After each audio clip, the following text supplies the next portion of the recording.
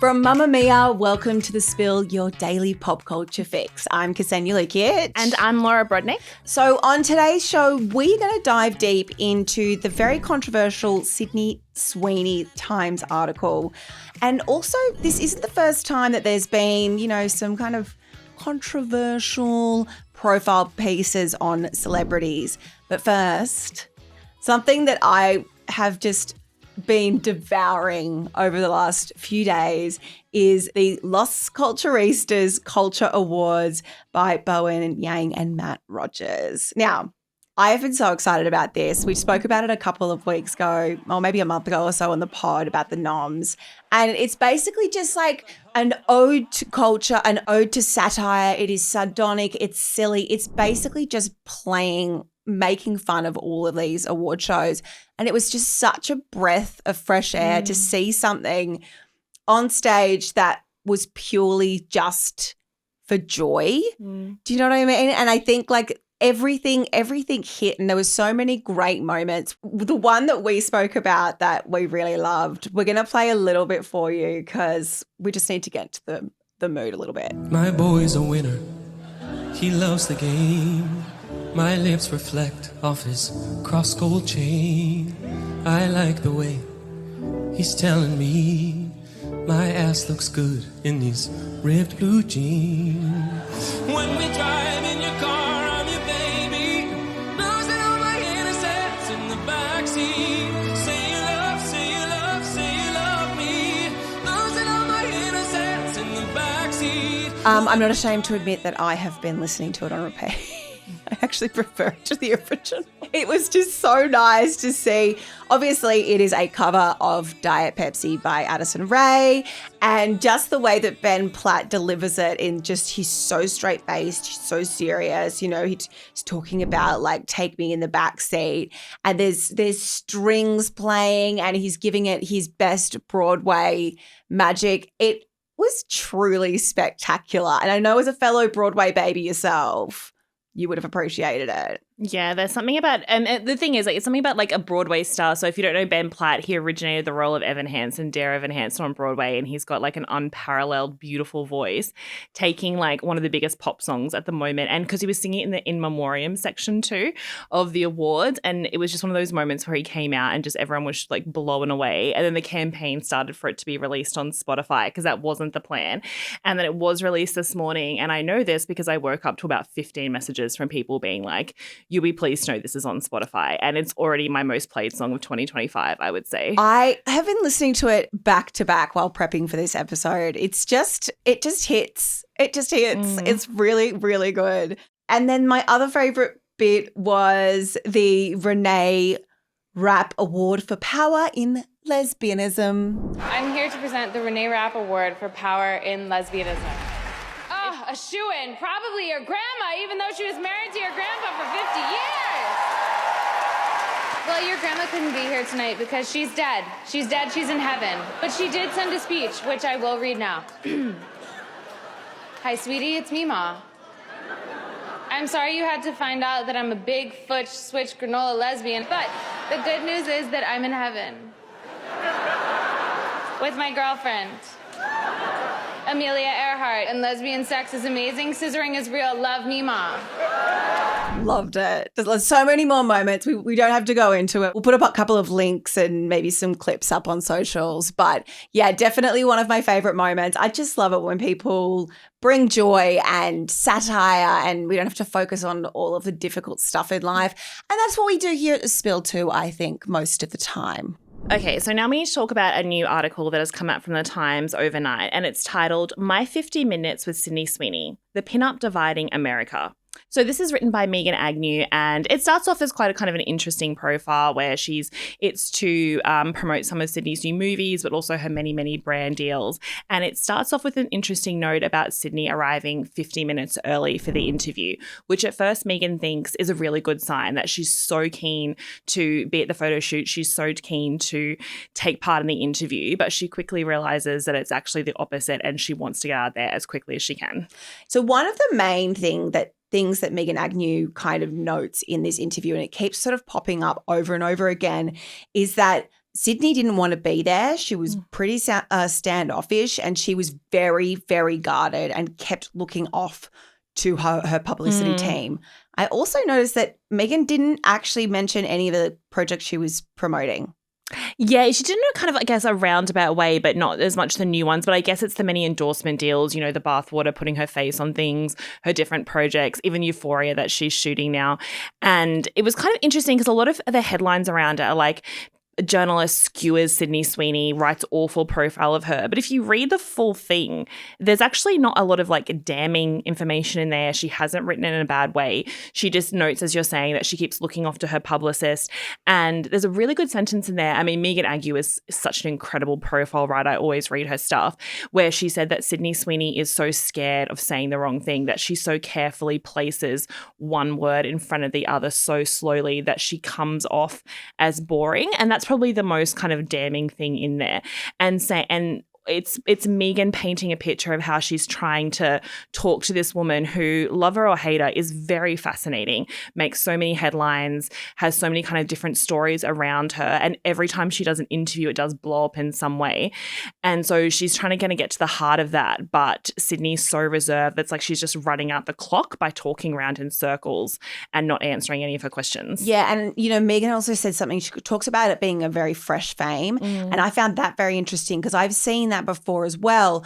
When, you know, celebrities are new, they will often get like media training, and that can make someone feel very guarded. But Sydney talks about being a guarded person usually, and I think given the last couple of months, that has sort of made her maybe more guarded. But what happens is it becomes, especially with these profile pieces, the story is now you're not authentic, and that is all people want in this world is authenticity.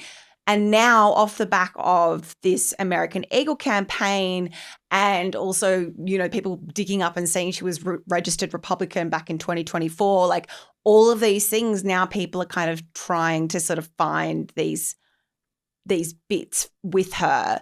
Another bit in the interview I found quite interesting is, you know, Meghan was talking to her about why does she use her sexuality to get money? And Sydney sort of goes, well, everyone does it. And then Meghan says, well, what do you think about sort of, you know, Emrata and her book, My Body? Does that kind of resonate with you at all? And Sydney says, I'll take the power back. Meghan asks, in what way? And she says, you'll have to wait and see. And that's it. It just doesn't seem like there's any depth to, I think what Meghan is saying is there's no depth to the interview, and this is basically all she could get out of the article. Yeah, and I very much understand her having to put that amount of context around it, because if she had written it as a straight piece, which you can kind of tell when a journalist has interviewed a celebrity and they've given them nothing and they try and fill it with all these like flowery quotes and background information, but you read through and there's just nothing there. And I think because Meghan Agnew is not the type of journalist to write like a flowery profile, she had to explain to the reader why there was nothing there. And I guess that is an interesting thing to see a woman who is seen as like a producer, so outspoken, all these things, come into an interview and give nothing. That in itself is kind of interesting. It's kind of hard with Sydney Sweeney because you can kind of tell that Meghan Agnew can see an interesting side of her that she's trying to get to. And the interesting side of her is how focused she is on money more so than fame. And then the interview gets into talking about how when she was 12, she presented her family with a 5-point business plan of why she should be an actress and how much money she could make and how it could set her up. So she always has come at her career with this really intensity of like it's a business, not that she's so much doing it like for the art and the craft, which I kind of respect. Yeah. If that's the way you feel, like it's refreshing to say that. I mean, I feel like that's probably the most honest thing that she says in the interview. But I have seen this before, and I've had this experience before where when you're interviewing someone and you can tell that either they want to get out of there or they're giving you very little, and it's like pulling teeth. And it, 50 minutes, the article's not very long, and an hour interview would generally give you a little bit more. I think that's why Meghan had to sort of say, like, she really wanted to get out of there. She kept looking over. I would understand it more if it were after the American Eagle backlash, but this was before it. So maybe that's just the way she is. Yeah, I think even before the American Eagle ad, she is kind of used to anything she's saying blowing up in a way, which is kind of, I hate when celebrities, like you have a celebrity come along and they do talk very openly, whether you agree with them or not, because at least it kind of gives us a more interesting discussion to have around how real people operate instead of having these. Like this is so obviously the stuff that she said in there is so obviously a fed line from her publicity team who were in the room with her. But previous to that, Sydney Sweeney said that she would never take time off and she works really hard because she couldn't pay her bills unless she kept working. And there was this huge backlash on that because people were like, what do you mean you can't live off a couple of million a year? But it's all relative of, you know, who you are. But then also there's a part in this profile where the journalist talks about her eyes kind of lighting up when she talks about property because she's got this huge property portfolio and she talks about each estate or home she has having a different feel. So each of them needs their own car because that's their vibe. That's obviously not relatable, but it is an interesting insight into this woman who has so much money from this career that she's built because she dragged her family to LA when she was 12 and they all lived in one hotel room and had no money. And she promised them that she would make money one day. And now she has this huge empire. Like that is interesting. But you can see the backlash coming in her head already. Yeah. And it's like she's, you know, I mean, good on her. Her family went from bankruptcy to now she achieved what she wanted to achieve. So there's, without sort of psychoanalyzing Sydney Sweeney, there is kind of that, I think if you do grow up very poor and then get money, you are very conscious of not losing it. So like really wanting to continue working to stay at the point that you are because you know what it's like in the other direction. Hopefully I'm not projecting. But yeah, I just think that it's an interesting turnaround for her. I appreciate that she works very hard and that it must be really difficult as a celebrity to have every single thing dissected that you say. Like I remember when I interviewed Kim Kardashian, every single answer was so perfectly curated that it felt fake because this was at a point in her career where she was very well established. She knew what she was doing. She knew how to get the response that she wanted from that. So it kind of, it's like Sydney Sweeney's trying to do that, but it hasn't quite come off. Meghan Agnew has seen straight through it. Yeah, exactly. And again, it's kind of, it's an interesting kind of take on seeing behind the curtain of a celebrity interviewing this way for people. But I also just wish that there was a world where Sydney Sweeney would just sit down and say exactly what she thinks. But I know she thinks that she would get cancelled. But even like the question about her using her sexuality and her saying it's empowering. And it's so funny because as that was coming up, I was thinking of Emrata because that's usually her kind of vibe that she talks about in interviews. And then her name quickly appeared. And you just saw Sydney kind of really brush that off instead of saying like, well, yeah, I know I'm a young, hot, blonde woman and so I'm using that to make money. Like to me, that would be more refreshing than them kind of wrapping it up in a bow and like of empowerment. But again, it's like I think she's the kind of person who likes to do like a very provocative ad or a movie or a press tour but then jump out of the fray. It's like she throws a firework into a room and then jumps out. And there's a certain amount of protection for her because then she gets the publicity and the headlines, but she doesn't comment on it or feed into it. So she's kind of removed from the situation. And that's how she walks around a lot of things very unscathed, I think. Yeah. Look, I mean, she hasn't made a comment about American Eagle. Yeah, all those AI videos you guys see of her are just not real. Yeah. Like the apology videos aren't real. She has not made a statement on that. And, you know, I think there's been enough news out there about that. But yeah, this particular profile piece was really interesting. But it's not the first time that celebs have kind of been not necessarily had the rug pulled out from underneath them, but had something unseemly come out in a profile piece. Yes, and it's also interesting that interviewer of the Sydney Sweeney piece, Meghan Agnew, is the same journalist who wrote that ballerina farm piece that went viral over a year ago. Do you remember that? Yeah. So she was the journalist who went to, if you're not across ballerina farm, it's the Insta and social name for Hannah Nealman, who has made a huge following of living this very kind of like trad wife lifestyle with her husband and their 10 kids now. Yeah. On this beautiful picturesque farm, and she gave up her life as a ballerina in New York, and she'd only had like really frothy pieces done about her until this moment. And Meghan Agnew went to the farm, spent a few days there, and wrote this piece that went completely viral because she wrote it as a journalist as she saw it. Like, she wrote about like Hannah doing more work than her husband. She wrote about her having to be in bed for days because of exhaustion. She wrote about a moment where her husband left the room and Hannah talked about the one time she got to have an epidural during childbirth and it's because her husband wasn't there, and all these things. And it blew up, and Hannah put out a statement saying that she felt the journalist had come in with a really mean tone and it was untrue.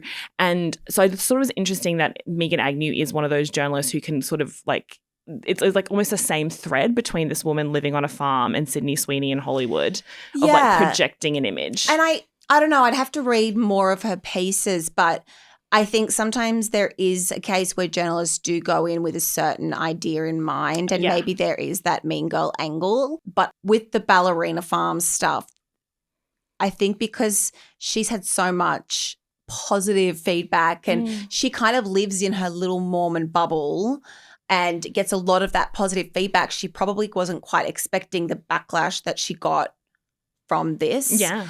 And I think for her, she's not a celebrity in a traditional way like Sydney Sweeney is. She is an influencer, a TikToker, so maybe she doesn't understand that not all journalists are there to give you like puff pieces. Yeah. Like, she probably didn't think that that's the way this interview was going to go. Or that if she talked like in a cozy way away from her husband, that would go into the article in that way. Yeah. But this is the thing. They observe things that are unsaid. You know, Meghan observes what is going on around her and writing it down. Look, we've talked about celeb profile pieces before and how they can be a bit, you know, interesting. One of the ones that I think about, which is quite old, it's back from 2015. It's actually an interview with Miles Teller in Esquire in 2015 by another female journalist, Anna Peel. And basically the whole article is about how much of a dick he is. And she literally says, he is kind of a dick. That is a direct quote from the article. Again, this is like 10 years ago now. So there's definitely been change. But, you know, one of the opening lines of the article, Anna is trying to sort of create a bit of rapport and talking about how a coupe was modelled off Marie Antoinette's boobs, like that whole story. And then he says a highball glass is modelled after his cock, and then tells the same thing to the waitress when she walks over. So basically this very like machismo, very like, and the whole article is like that. And she kind of ends it with, he's kind of got a good catalogue. He thinks very highly of himself. He says he doesn't care about what people think of him, but the way that he's coming across, he kind of does care about what people think of him. And she ends it with, he has to be kind of a dick about it. How can you not like that? It's almost like she enjoys that he is a dick. Yeah, I think after he blew up with Top Gun Maverick, he had to rein in his personality a little bit and kind of be the goofy golden boy publicly, at least. Actually, I think what the journalist is saying in that one is like kind of like, he's a dick, but that's okay. And I'm kind of of the same mindset. Like, I don't mind if a celebrity, obviously interviewing a hostile person is not a great situation, but if they're giving you good content and they're giving you good sound bites, that's almost better than interviewing someone who's a bit lovely but is just like dead behind the eyes and gives you nothing. Well, and it's also like, it's almost like he knows he is a dick and it's like, I don't care. I get that, especially because he went from being like the goofy sidekick character a little bit to being a heartthrob, and I think that'll just. Well, in the article, he actually talks about that. He's like, "Oh, I did pretty well back at school." Like, I think he thinks pretty highly, of himself. I think you have to be in that industry, to be honest. Like, every so often, a little unicorn comes along of a celebrity where they're just like so beautiful and genuine and bubbly, but that's like one in a million. I actually disagree with you. I think the most insecure people on the planet are probably celebrities and models. Oh, no, I think they have a level of security, but also it's balanced with to put yourself in a room and to put yourself in an industry and to succeed, you also have to have like some sort of a fantasy, I think, about yourself, about who you are and what you're, doing. And even if you don't believe it yourself, you have to put it out there in a way to get through it. Yeah, but I think...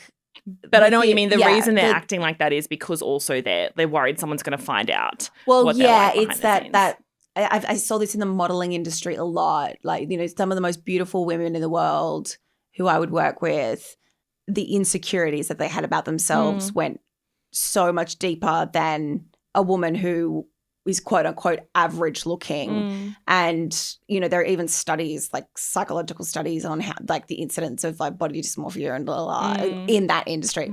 I'm not saying that. That was just struck me because I don't think they are confident. I think they pretend they're confident, but I think they're deeply, deeply insecure. And maybe that is part of Sydney Sweeney's thing.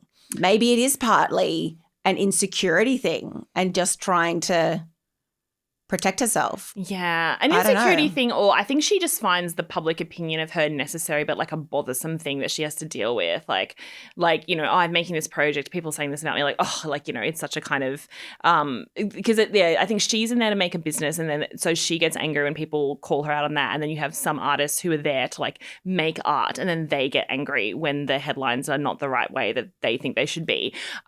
Which reminds me of a profile that Bradley Cooper did for the New York Times many years ago. I don't know if you read this at the time, but like I didn't read it at the time, but I did read it today. It came out around the same time as that big awards push for A Star Is Born. And so it was this big profile in the New York Times, which for any actor on that award circuit, especially pushing for an Oscar, having a glowing, interesting profile in the New York Times that makes like critics and moviegoers and industry think of them differently can be like a really big turning point in their career, in their campaign for the awards. This particular profile was written by Taffy Brodesser-Akner, who is an incredible profile writer, known for like some of the best celebrity interviews, but also known for like just going into like concerts and celebrity things and just writing what she sees. And the title of this profile was Bradley Cooper is not into this profile. And the more you read it, the more you can see. Well, the thing is, like, he starts off by saying at the top that he's sure that after she starts off with all her questions, and you can tell that she's really prepped and she's got these interesting questions, and he sees himself as a very artistic filmmaker, which I guess is fair enough. So her questions are kind of, you can see by reading that her questions are to meet him there. She's got these really artistic questions. She's not delving too deeply into his personal life, although that comes later. And he kind of stops her and is like, I'm sure your questions are great and you're very lovely and you seem very nice, but I'm not going to answer them pretty much. And then the whole profile is like this cat and mouse game of her trying to get stuff out about his life and his breakups and his career, and him just saying like, I don't think it's interesting. I'm not going to give you that all the way through. Yeah, that would really pave me off. Like, what are you supposed to do with that? Yeah. Well, you write a thing saying Bradley Cooper didn't want to be here, and then you write a whole like 2,000 word essay around how he didn't, which again is kind of also interesting in itself. Like, you've got this man who is chasing fame in such an intense way. Like, he was the one who, with A Star Is Born, who was really fueling the awards campaign and the movie campaign, and the amount of money that he himself put into that campaign is huge. And then he kind of lands the thing that could be the turning point, and his strategy is to act like he is the nice guy who's being forced to be there and doesn't want to be there. And in doing that, I think it was when people it was like almost the start of when people started ridiculing him for wanting, because then this piece spawned all these other pieces of Bradley Cooper is so desperate for an Oscar. And the other thing she writes about in the article, which kind of made me think of how the journalist in the Sydney Sweeney one sort of kept saying, like, she kept looking over to her publicist, she kept looking down, she kept doing this. She describes Bradley Cooper like continuously closing his eyes to be able to think better all throughout the interview. And unfortunately, that is something he's still mocked for today. I think when someone like Bradley Cooper, who obviously, and that movie is incredible, and he was incredible in that movie, but I think sometimes when people go from being maybe in a movie like The Hangover, where it's funny, to an actor, a serious actor, they, again, are insecure about that. So feel like maybe they need to present that a little bit more, and I need to be serious. But it's really interesting to me that he keeps pushing those things away when that's what he wanted. It's an interesting technique, Bradley. Yeah, it's like he'd signed up. He'd started the game by saying, like, I'm going to give you this amount of coverage on me to, like, help my award show. But when he got in the room and it was time for him to kind of play his end of the bargain, he backed out. Maybe he was tired and hungry. Maybe he just needed a little nap. Oh my God, speaking of a nap, the other Taffy Brodesser-Akner profile that I love, I don't know if you've seen this, when she interviewed Nicki Minaj and Nicki Minaj keeps falling asleep all the way through the interview. Yeah. And then she just ends up like having to write like, oh, she's fallen asleep again. Oh, she's gone off again. It's not enough to get into REM sleep, but she's gone. Anyway, if she was awake, these are the questions I'd ask her. Oh and it is so funny. And it was a little unfortunate that Nicki Minaj's team, I believe, tried to get it taken down, which made people wanted to read it even more. But I think if you fall asleep 4 times in a profile piece, even like I'm sure the girl was tired, like she does a lot, but that's going to make it into the interview. I mean, she would have had like a sleeping tablet or something. I wonder. I wonder if she was coming off like a big work night or a bender or something. Like she would have, I mean, I understand when you're really exhausted. I've had newborns, I've had periods where I've like fallen asleep. But sometimes I've seen people like asleep in the food court. Yeah. Some people can just fall asleep anywhere. Life is tiring. Look, again, no shade to Nicki Minaj. I actually thought Taffy was like quite nice about it in her piece. Like a few times she was a few times she was a bit like, oh, she's fallen asleep again. But she's also like, well, if she was awake, this is what I would have asked her. And then finishing off, I think, with the celebrity profile that comes to my mind, first of all, when anyone talks about a celebrity profile writer completely skewering the talent and hanging them out to dry to an extent, is the cut profile on Meghan Markle. Yeah. So I just want to say, you're saying skewering like a kebab skew, not skewing like skewing. No, as in like basically like, like driving a red hot poker through them and putting them through a fire like and a letting kebab. them. Yep. Or a spit roast of some sort. That is where I'm going. Yes. And that's kind of one of the most famous ones. And every single time we talk about Meghan Markle, we get a lot of comments about why the hate. I mean, it's out there. There are a lot of these articles. It's interesting with this article, though, because in my mind, like, she comes off terribly in it. Yeah. But also, part of me doesn't, like, hate her or judge her for it, because I feel like she also, even though she's someone who has been in the public eye for so long, just didn't understand the process that she was a part of. And I don't know what happened behind the scenes, but I'm assuming, like, so what happened, if you haven't read it, is that the Cut sent a journalist, like, spend a day with her. And Meghan, of course, was her lovely, beautiful, flowery self, talking all these kind of big platitudes. And yes, she said a few unfortunate things, like comparing herself to Nelson Mandela and her marriage and all those sorts of things. But the thing is, those are quotes. So that's almost like one thing. Like, you say a quote, it goes out to the world. It doesn't take a genius to figure out that process. The bit in this article that I think destroyed Meghan's public profile a little bit, that she maybe didn't see coming, is the journalist writing down a description of how she was acting behind the scenes. So she says to, like, the journalist, oh, I'm going to make these sounds, okay? And then she makes these sounds, like guttural sounds. And then she leaned over to the journalist and she's like, so you should write that in the article and describe it as if I'm really making these deep sounds and I'm moving back and forth. And of course, the journalist wrote that out, exactly what she did. And that makes her look so bad, because it made her look like she was making up this big story of herself and this vibe. And she was almost like pulling the strings, behind the scenes. Yeah, I got this picture of in Parks and Rec, where Leslie Knope is always with the journalist, just like, okay, what about this for a headline? Parks and Rec, and she does this big, like, it just, that springs to mind, like, straight away, like, really trying to control the narrative, which is, we've seen that. And it's it's the one thing that completely pulls the authenticity from the room, and it just makes you look so much worse than if you'd been a little bit boring, or if you'd been like a bit of a jerk like a Miles Teller, or if you'd been like Bradley Cooper and just smiling and being like, I'm not going to answer that. Like manufacturing your own drama within the article before it's even happened is a real choice. So that came out, and obviously the Cut took their one swing. They're like, we're going to write this piece, and it means that we'll always cut ties with Meghan Markle after this. But the traffic and the downloads and everything will be so huge that it's almost worth kind of severing that relationship. Yeah.